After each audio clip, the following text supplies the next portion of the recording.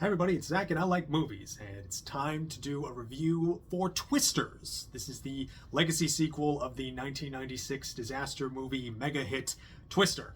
And as it kind of, and like the original Twisters, plural, pretty much does a lot what it says on the title. It doesn't lie to you that there are Twisters. So this time, so Twisters comes to us from director Lee Isaac Chung, who we last saw back in the early 2020s with his tender little semi-biographical indie drama Minari. And I think a lot of people bemoan when directors like Chung or Barry Jenkins and Greta Gerwig do these like beloved indie directors. They get the chance to do these franchise movies, but I think what a lot of people don't really want to realize is that these directors also want to do these types of movies. They also grew up on blockbusters, as much as you and I have, and right now we're not quite in a place where studios are taking chances and creating new ones. So I think getting the chance to jump on the franchise bandwagon is a real opportunity for them, create not just professionally but even artistically too. And in an age like not just post Dark Knight, but especially like post Barbie and post Oppenheimer, there's a good chance that they can inject a lot of personality into these franchises. And thinking it over, it was very beneficial for a director like Lee Isaac Chung to direct this movie specifically. I mean, he grew up in Arkansas, which is also a real hot spot for tornadoes. And I think watching this movie, he does understand not just like the like nature of the area, but also the humanity of the area too. I think if there's anything that Twisters does better than the original one is that Lee Isaac Chung gives this place a sense of authenticity, because like Twister is like a fun ride, but the original Twister, it doesn't ever really have a sense of place. We're just kind of like moving from one piece to the next and the next and the next. And Lee Isaac Chung here, he gives this movie a sense of Spielbergian wonder that I think was lacking in the original one. There's not just this. There's a real kind of a shock and awe value to these big set pieces, because when you see these like when you do get the moment, the set pieces, the big set pieces, and you see these massive these massive cloud formations that are shot and framed like they're kaiju monsters. It never comes at the cost of the humanity of the people that these that are in the wake of these tornado attacks, and even the appreciation of the nature. There's these wonderful shots of just seeing the wheat fields just get shaken in the breeze, and just feeling the rain and the beauty of the nature itself, even when you can't help but crane your neck up in awe and horror at the destruction that they can cause. And I think that, and also the sense of community here was surprisingly effective, because like whenever one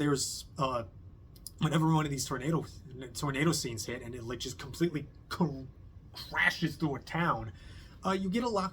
There's a real sense of like everybody picking themselves up and helping each other out. It has that really effective sense of community to it, and that's something I can relate to. I mean, I live down here in Florida. I've done my fair share of hurricane cleanup, and I thought it was very surprisingly effective. And honestly, I wound up feeling very wowed by a lot of what Lee Isaac Chung was able to accomplish here. And I read an interview by him about Twisters, and about how he was like kind of attached himself to the role and directing it. And he said something that I thought was such a quietly hard quote. he said, "I would love to burst whatever image people have of me, that I wouldn't do something like this." And I think he really did really burst that image of. I think he did that for me, and I would really like to see what he does next. What kind of surprise he has in store. I hope he does a mystery thriller. That would be cool.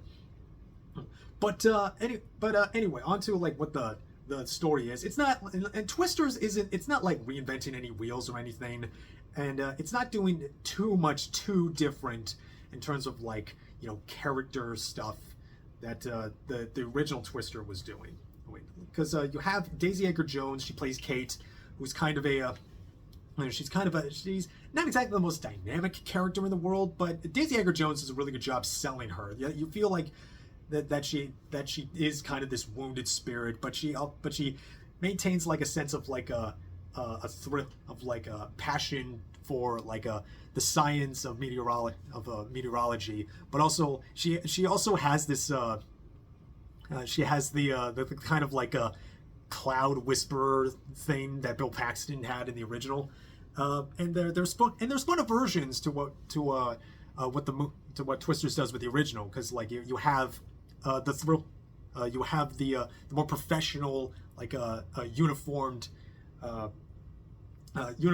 scientists, who are like sort of start on the more corporate angle, and they're like sort of beset by the like adrenaline junkie thrill seekers, which are of course led by Glen Powell, who is, I've said it before and I'll say it again, this man is a movie star. He is like absolutely channeling this like just channeling all the energy that of Matthew McConaughey, straight into this with like that like shit-eating smile and like tip of the hat. He's so great in this, and he's kind of almost too good that I feel like he kind of overshadows Daisy a little bit. And the two of them have great chemistry, by the way. Although I would say that in the way that the original Twister was kind of this like kind of a rom-com from blended with like a nature disaster movie. There's kind of some modern rom-com elements here on the page, although I never really like bought the two of them as like romantic, and I didn't really buy any romantic tension. I mean, it was certainly there on the page, but it didn't really come like that strong to me.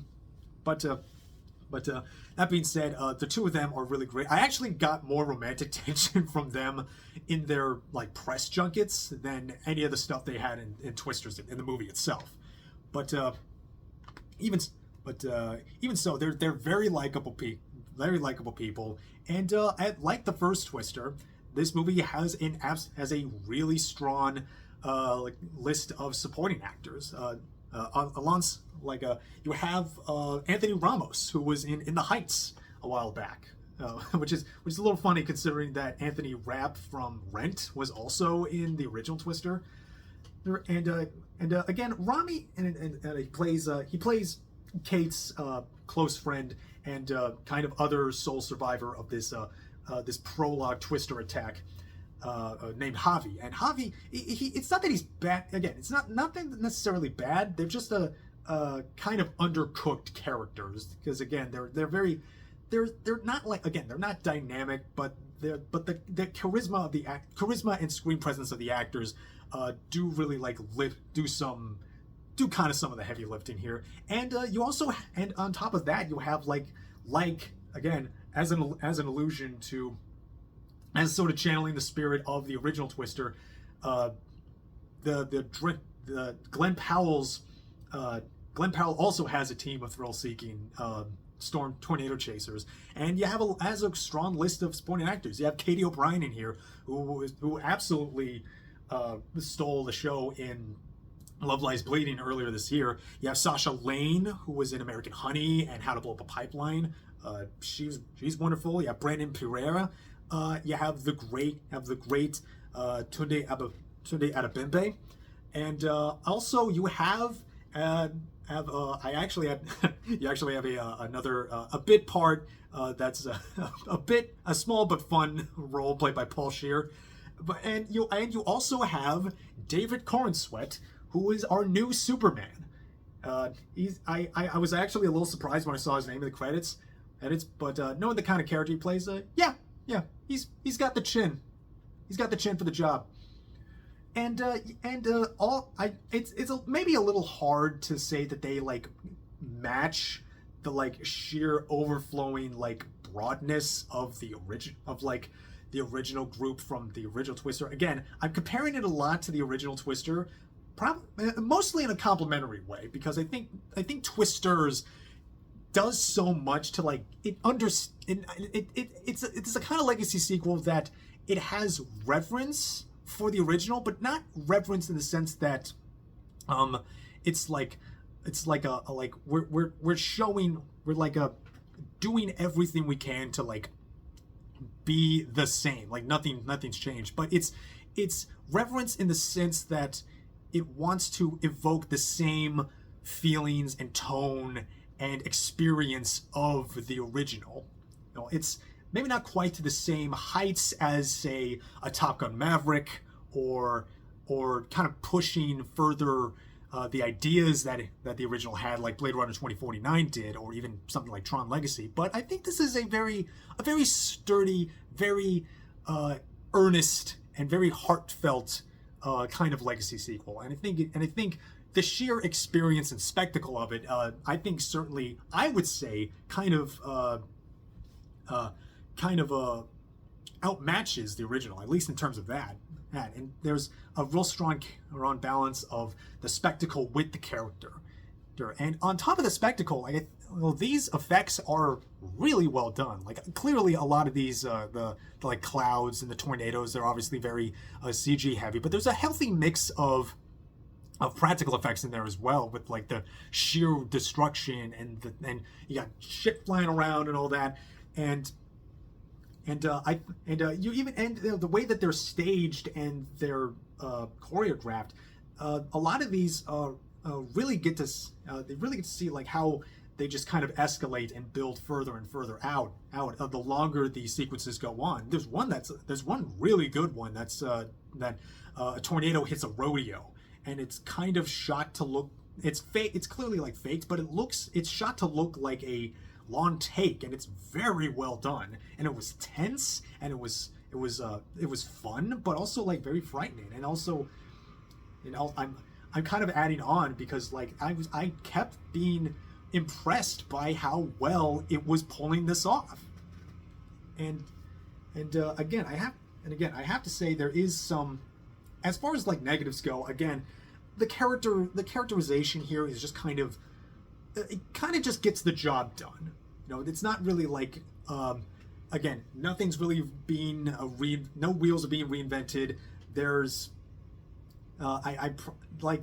there's some plot line having to do with like the more corporate, like there's like some military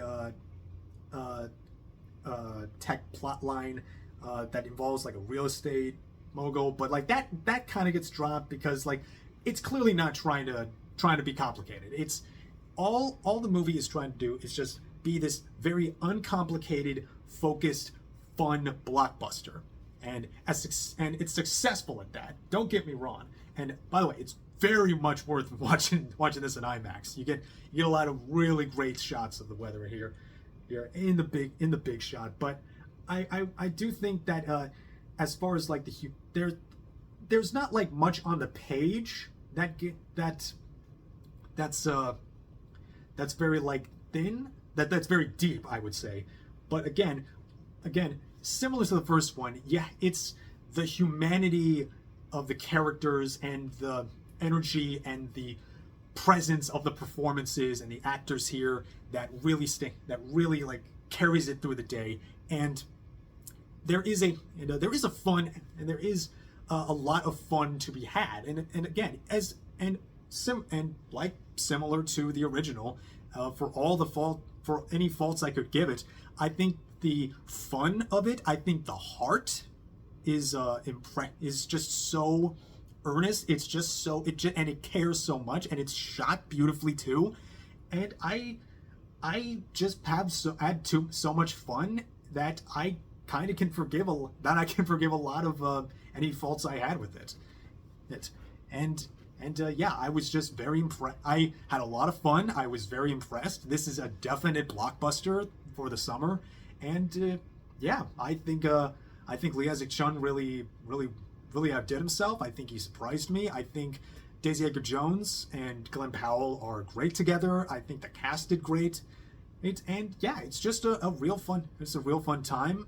Not trying to be complicated. Just kind of doing a lot of what the original was doing, and maybe a little bit of more stuff to it. And I'm kind of feeling a strong 7 for this. And yeah, that's Twisters. I hope you watch Twisters too. It's very good. And I hope you comment, like, subscribe. Hope you like the review, and hope you also saw Twisters. And we got some more movies coming down the way. I got a lot of movies still to watch because I like movies, and I will be watching movies, and I hope you will be watching movies too. And I will see you later.